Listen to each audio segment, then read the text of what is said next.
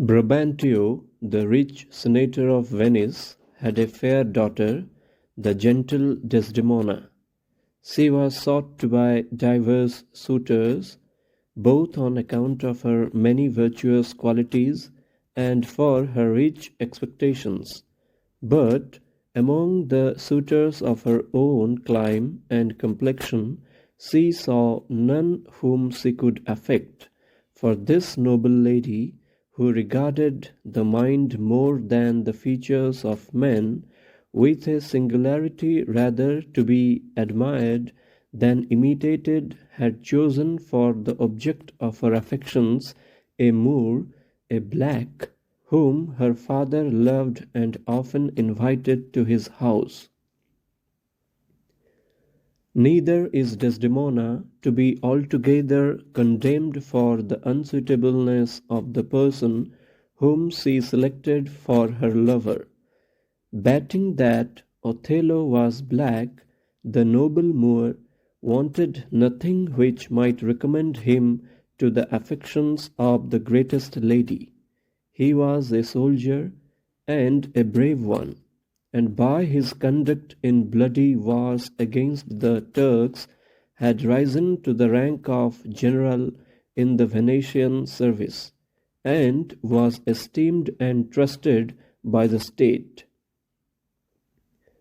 He had been a traveller, and Desdemona, as is the manner of ladies, loved to hear him tell the story of his adventures, which he would run through from his earliest recollection, the battles, sieges, and encounters which he had passed through, the perils he had been exposed to by land and by water, his hair-breadth escapes when he had entered a breach or marched up to the mouth of a cannon, and how he had been taken prisoner by the insolent enemy and sold to slavery, how he demeaned himself in that state, and how he escaped.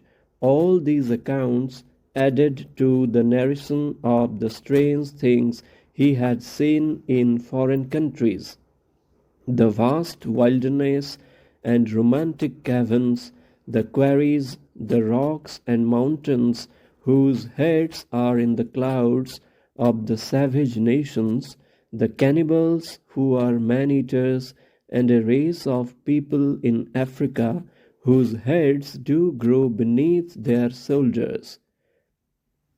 These travellers' stories would so enchain the attention of Desdemona that if she were called off at any time by household affairs, she would dispatch with all haste that business and return, and with a greedy ear devour Othello's discourse.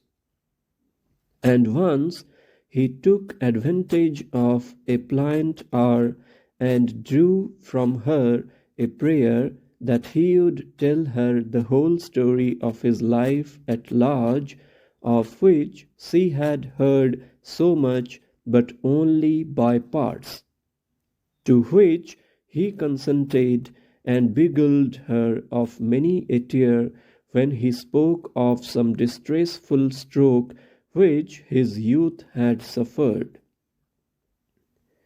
His story being done, she gave him for his pains a world of sighs.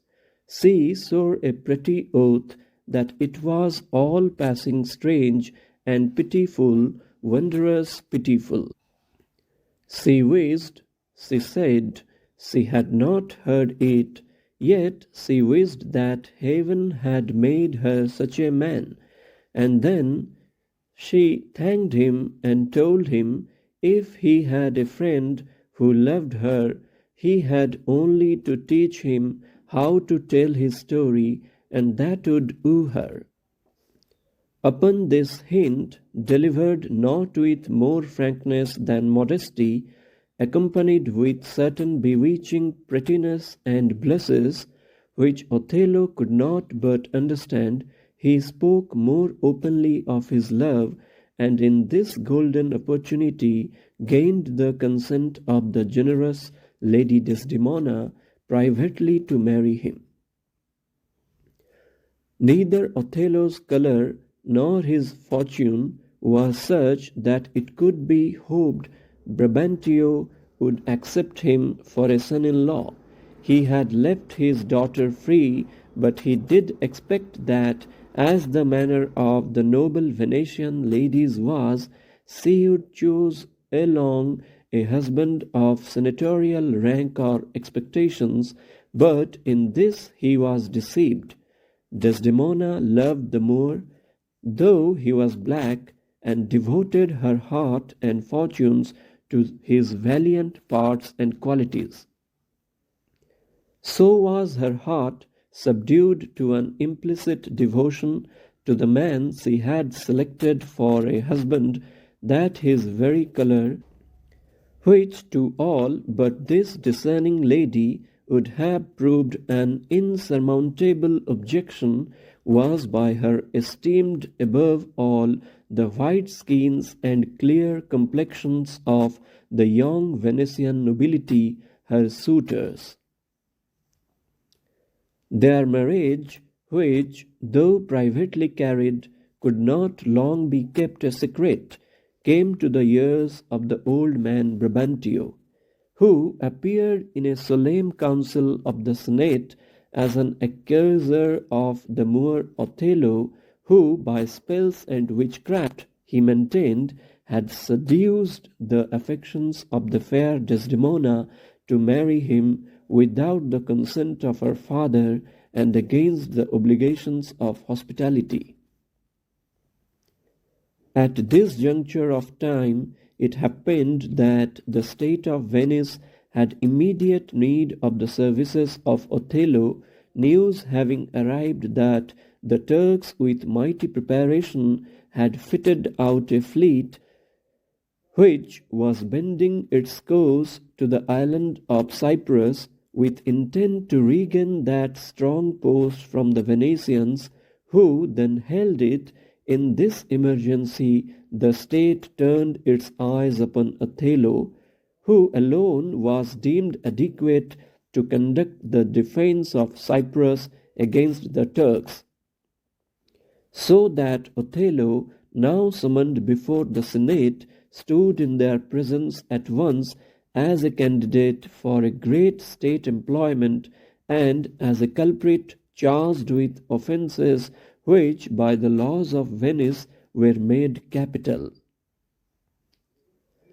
The age and senatorial character of old Brabantio commanded a most patient hearing from that grave assembly, but the incensed father conducted his accusation with so much interference, producing likelihoods and allegations for proofs, that when Othello was called upon for his defence, he had only to relate a plain tale of the course of his love, which he did with such an artless eloquence, recounting the whole story of his wooing as we have related it above, and delivered his speech with so noble a plainness, the evidence of truth, that the Duke, who sat as chief judge, could not help confessing that a tale so told would have owed his daughter too, and the spells and conjurations which Othello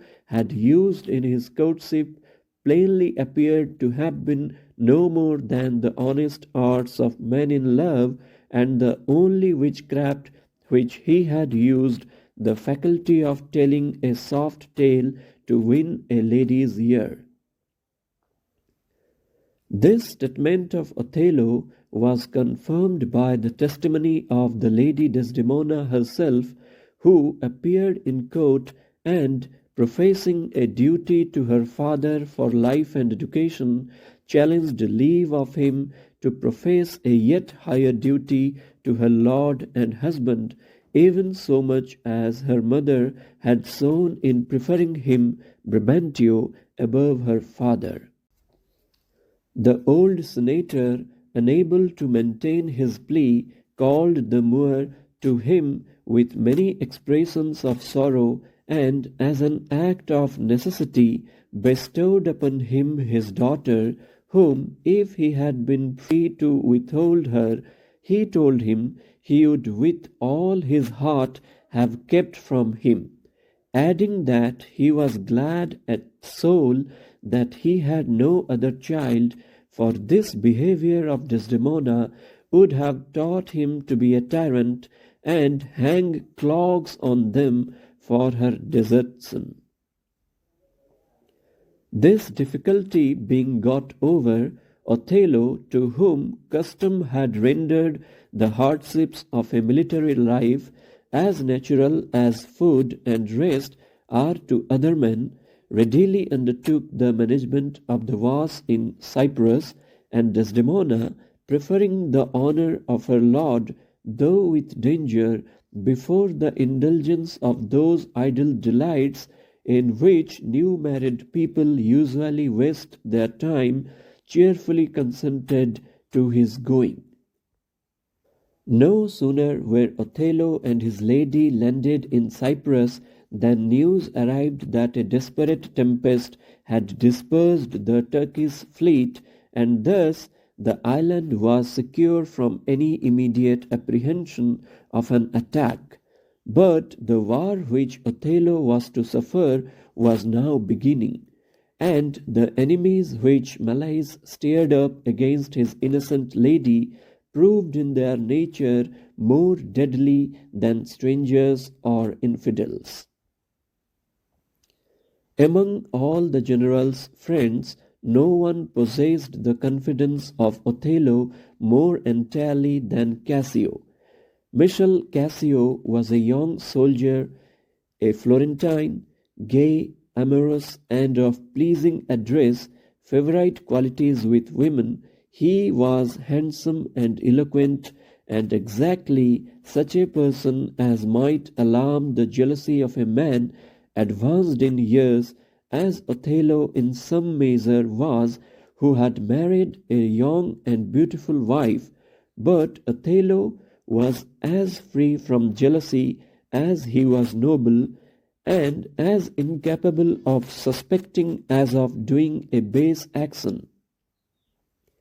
He had employed this Cassio in his love affair with Desdemona, and Cassio had been a sort of go-between in his suit for Othello, fearing that himself had not those soft parts of conversation which please ladies, and finding these qualities in his friend, would often depute Cassio to go, as he praised it, a courting for him.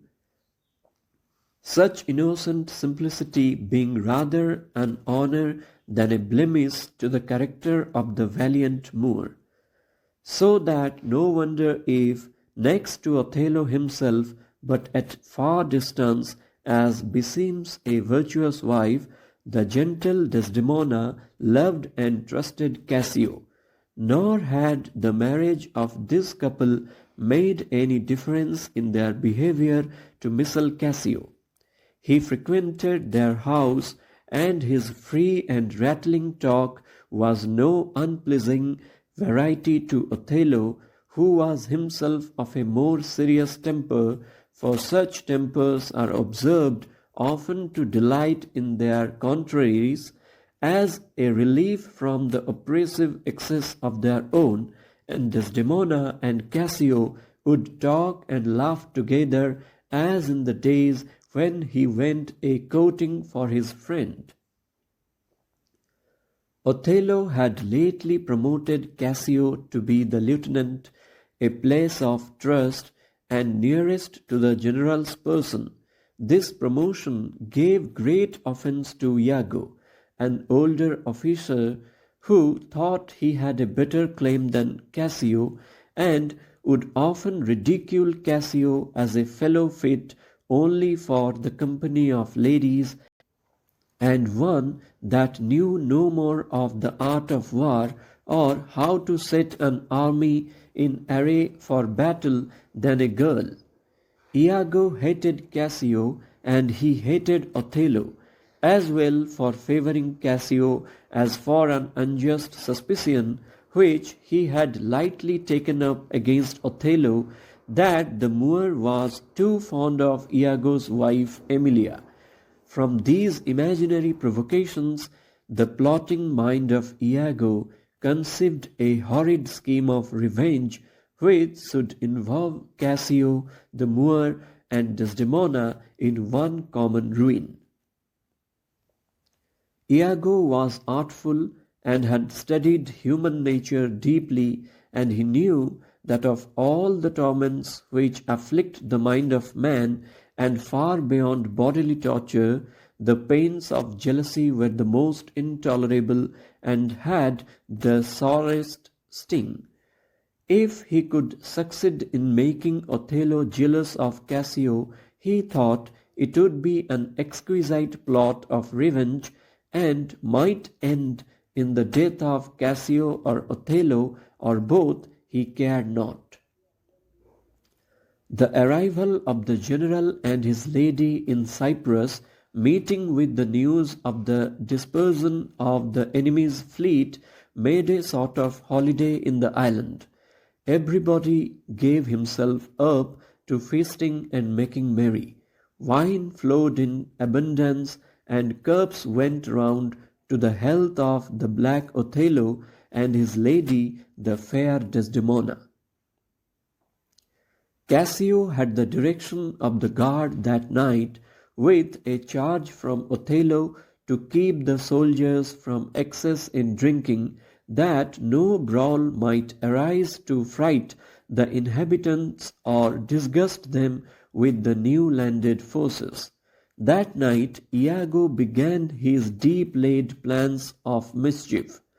Under colour of loyalty and love to the general, he enticed Cassio to make rather too free with the bottle, a great fault in an officer upon guard.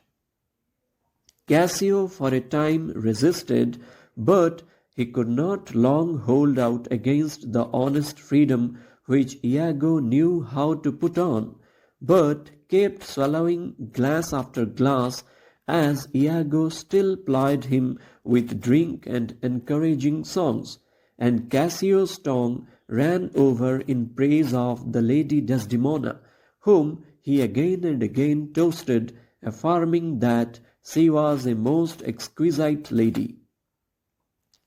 Until at last the enemy which he put into his mouth stole away his brains, and upon some provocation given him by a fellow whom Iago had set on, swords were drawn, and Montano, a worthy officer who interfered to appease the dispute, was wounded in the scuffle. The riot now began to be general, and Iago, who had set on foot the mischief, was foremost in spreading the alarm, causing the castle bell to be rung, as if some dangerous mutiny instead of a slight drunken quarrel had arisen. The alarm bell ringing awakened Othello, who, dressing in a hurry and coming to the scene of action, questioned Cassio of the cause. Cassio was now come to himself, the effect of the wine having a little gone off, but was too much ashamed to reply, and Iago, pretending a great reluctance to accuse Cassio, but as it were forced into it by Othello, who insisted to know the truth, gave an account of the whole matter, leaving out his own share in it, which Cassio was too far gone to remember, in such a manner as, while he seemed to make Cassio's offence less, did indeed make it appear greater than it was. The result was that Othello, who was a strict observer of discipline, was compelled to take away Cassio's place of lieutenant from him. Thus did Iago's first artifice succeed completely. He had now undermined his hated rival and thrust him out of his place, but a further use was hereafter to be made of the adventure of this disastrous night. Cassio, whom this misfortune had entirely sobered, now lamented to his seeming friend Iago that he should have been such a fool as to transform himself into a beast. He was undone, for how could he ask his general for his place again? He would tell him he was a drunkard, he despised himself. Iago, affecting to make light of it, said that he or any man living might be drunk upon occasion. It remained now to make the best of a bad bargain. The general's wife was now the general, and could do anything with Othello, that he were best to apply to the Lady Desdemona to mediate for him with her lord, that she was of a frank obliging disposition, and would readily undertake a good office of this sort, and set Cassio right again in the general's favour, and then this crack in their love would be made stronger than ever. A good advice of Iago, if it had not been given for wicked purposes, which will after appear. Cassio did as Iago advised him, and made application to the Lady Desdemona, who was easy to be won over in any honest suit, and she promised Cassio that she should be his solicitor with her lord, and rather die than give up his cause. This she immediately set about in so earnest and pretty a manner that Othello, who was mortally offended with Cassio, could not put her off. When he pleaded delay, and that it was too soon to pardon such an offender, she would not be beat back, but insisted that it should be the next night, or the morning after, or the next morning, to that at farthest. Then she showed how penitent and humbled poor Cassio was, and that his offence did not deserve so sharp a check. And when Othello still hung back, "What, my lord," said she, "that I should have so much to do to plead for Cassio, missile Cassio, that came a courting for you, and oftentimes when I have spoken in dispraise of you has taken your part. I count this but a little thing to ask of you. When I mean to try your love, indeed I shall ask a weighty matter." Othello could deny nothing to such a pleader, and only requesting that Desdemona would leave the time to him, promised to receive missile Cassio again in favour. It happened that Othello and Iago had entered into the room where Desdemona was, just as Cassio, who had been imploring her intercession, was departing at the opposite door, and Iago, who was full of art, said in a low voice as if to himself, "I like not that." Othello took no great notice of what he said. Indeed, the conference which immediately took place with his lady put it out of his head, but he remembered it afterward. For when Desdemona was gone, Iago, as if for mere satisfaction of his thought, questioned Othello whether missile Cassio, when Othello was courting his lady, knew of his love. To this the general answering in the affirmative, and adding that he had gone between them very often during the courtship, Iago knitted his brow, as if he had got fresh light on some terrible matter, and cried, "Indeed!" This brought into Othello's mind the words which Iago had let fall upon entering the room and seeing Cassio with Desdemona, and he began to think there was some meaning in all this, for he deemed Iago to be a just man and full of love and honesty, and what in a false knave would be tricks in him, seemed to be the natural workings of an honest mind, big with something too great for utterance. And Othello prayed Iago to speak what he knew and to give his worst thoughts words. "And what," said Iago, "if some thoughts very vile should have intruded into my breast, as where is the palace into which foul things do not enter?"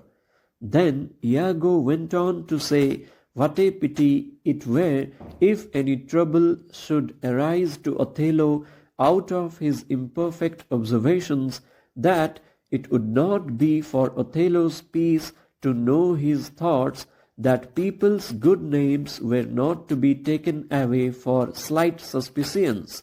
And when Othello's curiosity was raised almost to distraction with these hints and scattered words, Iago, as if in earnest care for Othello's peace of mind, besought him to beware of jealousy.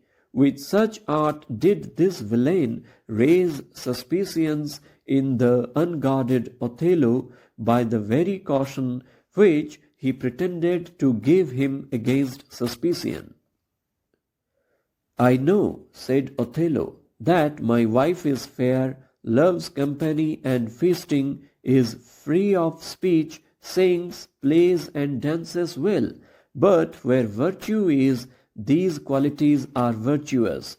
I must have proof before I think her dishonest." Then Iago, as if glad that Othello was slow to believe ill of his lady, frankly declared that he had no proof, but begged Othello to observe her behavior well when Cassio was by, not to be jealous nor too secure neither, for that he, Iago, knew the dispositions of the Italian ladies, his countrywomen, better than Othello could do, and that in Venice the wives let heaven see many pranks they dared not show their husbands. Then he artfully insinuated that Desdemona deceived her father in marrying with Othello, and carried it so closely that the poor old man thought that witchcraft had been used. Othello was much moved with this argument, which brought the matter home to him. For if she had deceived her father, why might she not deceive her husband? Iago begged pardon for having moved him, but Othello, assuming an indifference, while he was really shaken with inward grief at Iago's words, begged him to go on, which Iago did with many apologies, as if unwilling to produce anything against Cassio, whom he called his friend. He then came strongly to the point and reminded Othello how Desdemona had refused many suitable matches of her own clime and complexion, and had married him a Moor, which showed unnatural in her and proved her to have a headstrong will, and when her better judgment returned, how probable it was she should fall upon comparing Othello with the fine forms and clear white complexions of the young Italians, her countrymen. He concluded with advising Othello to put off his reconcilement with Cassio a little longer, and in the meanwhile to note with what earnestness Desdemona should intercede in his behalf, for that much would be seen in that.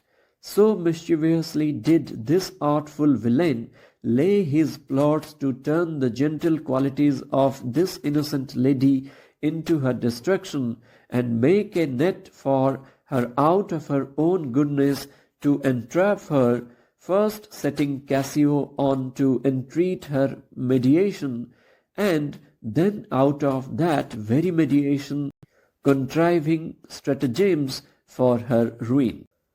The conference ended with Iago's begging Othello to account his wife innocent until he had more decisive proof, and Othello promised to be patient, But from that moment the deceived Othello never tasted content of mind, poppy, nor the juice of mandragora, nor all the sleeping potions in the world could ever again restore to him that sweet rest which he had enjoyed but yesterday.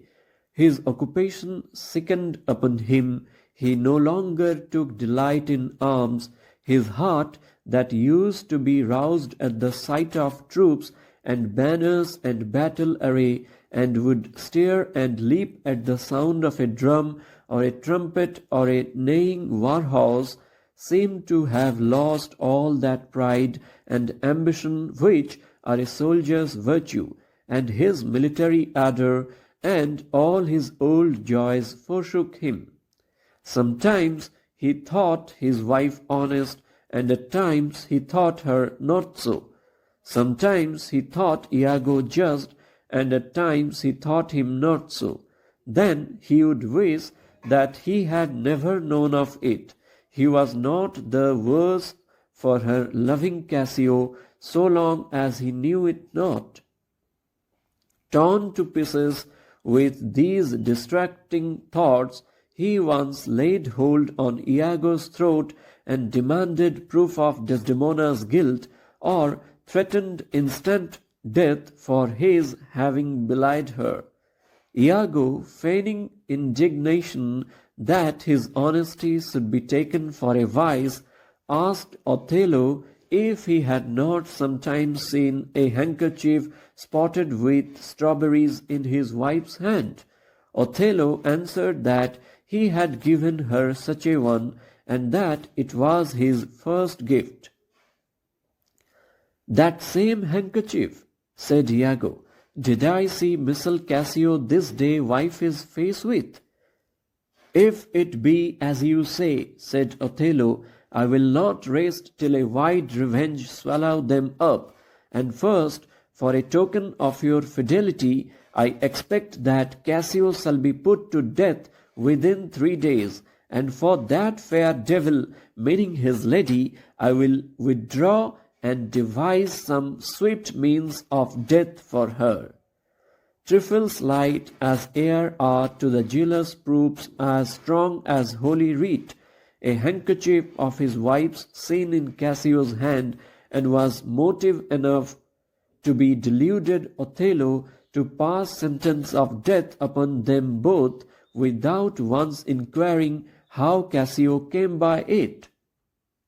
Desdemona had never given such a present to Cassio, nor would this constant lady have wronged her lord with doing so naughty a thing as giving his presents to another man. Both Cassio and Desdemona were innocent of any offence against Othello, but the wicked Iago, whose spirits never slept in contrivance of villainy, had made his wife, a good but weak woman, steal this handkerchief from Desdemona under pretence of getting the work copied, but in reality to drop it in Cassio's way, where he might find it, and give a handle to Iago's suggestion that it was Desdemona's present. Othello, soon after meeting his wife, pretended that he had a headache, as he might indeed with truth, and desired her to lend him the handkerchief to hold to his temples. She did so. "Not this," said Othello, "but that handkerchief I gave you." Desdemona had it not about her, for indeed it was stolen, as we have related. "How?" said Othello. "This is a fault indeed. That handkerchief an Egyptian woman gave to my mother. The woman was a witch and could read people's thoughts. She told my mother while she kept it, it would make her amiable and my father would love her. But if she lost it or gave it away, my father's fancy would turn, and he would loathe her as much as he had loved her. She, dying, gave it to me and bade me, if I ever married, to give it to my wife. I did so. Take heed of it. make it a darling as precious as your eye." "Is it possible?" said the frightened lady. "It is true," continued Othello. "It is a magical handkerchief, a sibyl that had lived in the world 200 years, in a fit of prophetic fury worked it. The silkworms that furnished the silk were hallowed, and it was dyed in a mummy of maidens' hearts conserved." Desdemona, hearing the wondrous virtue of the handkerchief, was ready to die with fear, for she plainly perceived that she had lost it, and with it she feared the affections of her husband. Then Othello started and looked as if he were going to do some rash thing, and still he demanded the handkerchief, which, when she could not produce, she tried to divert her husband from too serious thoughts, and cheerfully told him she saw all his talk about the handkerchief was only to put her off from her suit about Miss Cassio, whom she went on to praise, as Iago had foretold, till Othello, in perfect distraction, burst out of the room, and then Desdemona, though unwillingly, began to suspect that her lord was jealous. What cause she could have ministered to him she knew not, and then she accused herself for accusing the noble Othello, and thought, to be sure, that some untoward news from Venice, or some state troubles, had puddled his spirits and made his temper not so sweet as formerly. And she said, "Men are not gods, and we must not look for that observance from them when they are married which they show us on the bridal day." And she besrewed herself for so unkindly judging of his unkindness. Again Othello and Desdemona met, and he accused her more plainly of being unfaithful and of loving another man, but he did not name whom. And Othello wept, and Desdemona said, "Alas, the heavy day, why do you weep?" And Othello told her he could have borne all sorts of evils with fortitude, poverty and disease and disgrace, but her infidelity had broken his heart. And he called her a weed that looked so fair and smelled so sweet that the sense egged at it, and wished she had never been born. And when he had left her, this innocent lady was so stupefied with wonder at her lord's untrue suspicion of her, that a weight-like sleep came over her, and she only desired her attendant to make her bed, and to lay her wedding sheets upon it, saying that when people teach their babes, they do it by gentle means and easy talks, and Othello might have chid her so, for in good faith she was but a child when she was chidden. And this was all the complaint which this gentle lady made.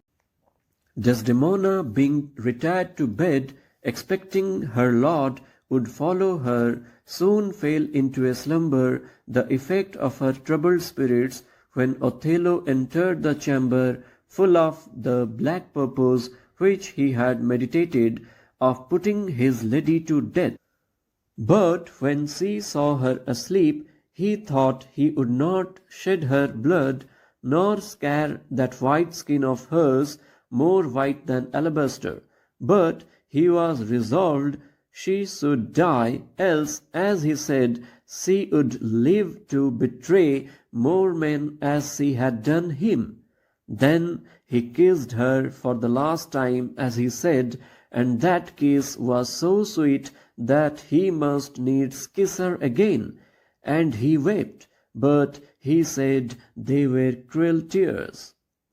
Desdemona was awakened with his kisses, and she looked upon Othello, and she saw him gnaw his under lip and roll his eyes, and she knew he was always fatal when he looked so, and he bade her prepare for death and to say her prayers, for he would not kill her soul.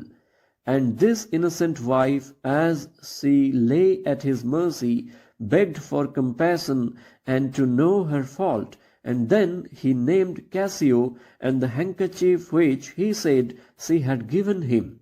And as the guiltless lady was proceeding to clear herself, he suddenly would hear no more, but covering her up in the bedclothes, stifled her till she died. In this instant of time was brought into the house Cassio, wounded and bleeding, whom Iago had set one of his creatures to assassinate. But the fellow, not succeeding in his attempt to kill Cassio, whom he wounded but not mortally, and being himself killed by Iago to prevent discovery, in his pockets were found certain letters, which made the guilt of Iago and the innocence of Cassio clear beyond all doubts. And Cassio now came to beg pardon of Othello and to ask wherein he had offended him that he had employed Iago to murder him. This discovery was a thunderstroke to Othello, who now plainly saw that he was no better than a murderer, and that his wife, poor innocent lady, had been ever faithful to him, the extreme anguish of which discovery making life unsupportable, he fell upon his sword, and throwing himself upon the body of his dear injured lady, expired. These rash acts raised much passion of horror and amazement in the bystanders, for Othello had borne a fair reputation until he was wrought upon by the arts of a villain, which his own noble nature never gave him leave to suspect. He was a loving and a doting husband. He had loved not wisely, but too well. And his manly eyes, when he learned his mistake, though not used to weep on every small occasion, dropped tears as fast as the Arabian trees their gum. And when he was dead, all his former merits and his valiant acts were remembered. Nothing now remained for his successor but to put the utmost censure of the law in force against Iago, who was executed with strict tortures, and to send word to the state of Venice of the lamentable death of their renowned general.